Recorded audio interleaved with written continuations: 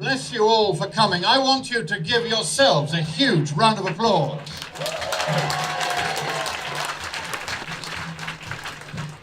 And I also want to congratulate Bernie Finn, the leader of the Senate, for having taken charge of these proceedings, for having organised it over the last few months. Come on, ladies and gentlemen, I want to hear it loud and clear for Bernie Finn.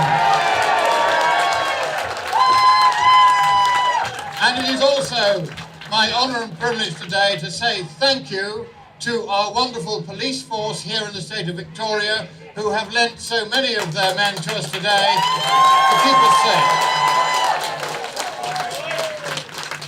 Now, as you will have gathered from our pastor who gave us the blessing, and from Bernie as well, our message is not a message of hate. Is it, ladies and gentlemen, a message of love? It is a message of love.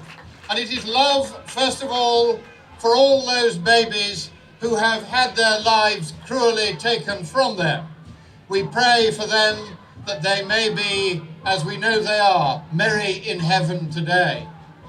We pray also for the mothers of those little ones, because many of them will be suffering at the horror of what they have done. And we have a special message for them. We love you nonetheless. Am I right? Yes! And this message of love to them has a very practical side to it.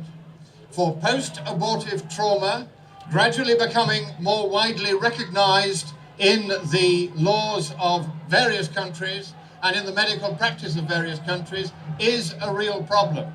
And if you are a mother suffering because you killed your baby, ask at any building with the sign of the cross on it, and you will be given help and counselling and referred to those who can assist you. Am I right? Yes.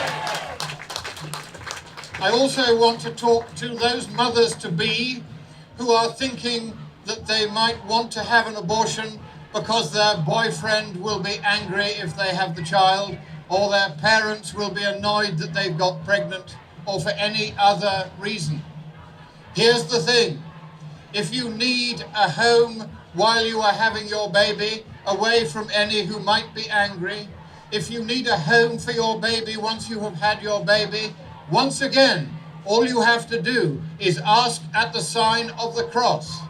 Any building with the sign of the cross on it, and we will help you. Am I right? Yes.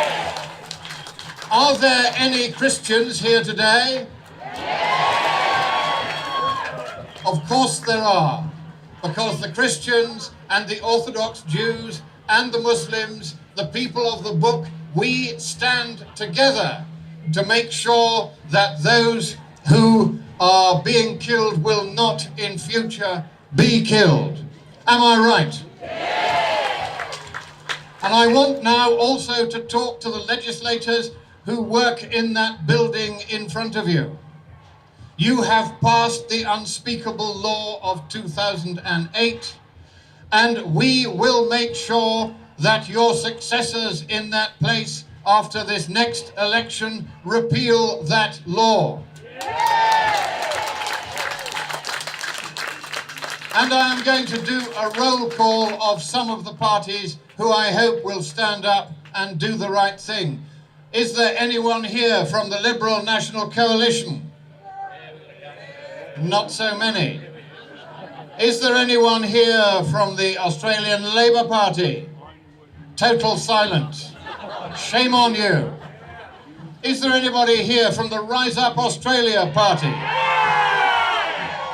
I thought there might be, because it was they who asked me to come here today. God bless them. Is there anybody here from the Democratic Labour Party? Yes, I thought so. They too are valiant in the cause of life and truth and love. And is there anybody here from the Christian Party? Yes. So these parties, you may think they are minor, you may think they are insignificant. These are the parties who stand most solidly and most clearly in favour of life. And why do they do so? Let us for one moment set aside the obvious moral argument that to kill the most vulnerable of our own kind is plainly wrong. Let us look instead at the practical consequences of abortion throughout the Western world. In the Western world, in our civilization, the birth rate has fallen to 1.4 per household. The replacement rate is 2.1, 50% more than we are now managing to achieve because we are killing so many of our babies. Let us just take one of the groups that does not believe in abortion, and that is the Muslims. And the rate of birth among the Muslims is 4.1. It's the other way round. Not 1.4, but 4.1. We are extinguishing our own civilization as a direct result of killing off those who would be the future citizens of Australia and of the West. So I want our legislators to think about that. And now I will turn to the moral issue. What do you not understand about the words, "Thou shalt not kill"? Am I right? And finally, I want to talk to the abortionists, the people who are committing this unspeakable crime. They know what they are doing. We love them nonetheless. Am I right? Yes. And we have a message for them. Yes, by lobbying, you have craftily managed to exempt yourselves from being prosecuted for murder. But I want the police to listen, and listen very clearly. They have not exempted themselves because they cannot from the international and national law that says torture is a serious crime, and in Australia, by Commonwealth law, it carries a penalty of 20 years imprisonment. So here is how it's going to go. If in future any abortionist kills a child without first having given it an anesthetic to make sure beyond any doubt from an abundance of caution that that child will not feel the pain and suffering which medical science has taught us that certainly from 17 weeks on it can feel, that is torture, and you will be prosecuted to the full extent of the law. Am I right?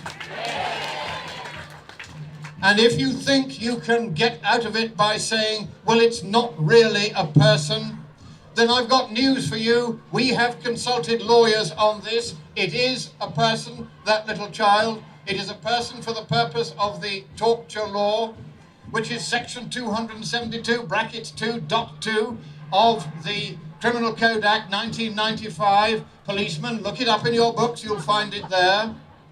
And a person is defined as one who can feel pain and suffering. We are dedicated to bring that pain and suffering to an end, first by enforcing the existing law against those who would cruelly kill these babies without giving them an anesthetic, and then when we have done that, we will march on and we will sweep this evil law off the statute books forever.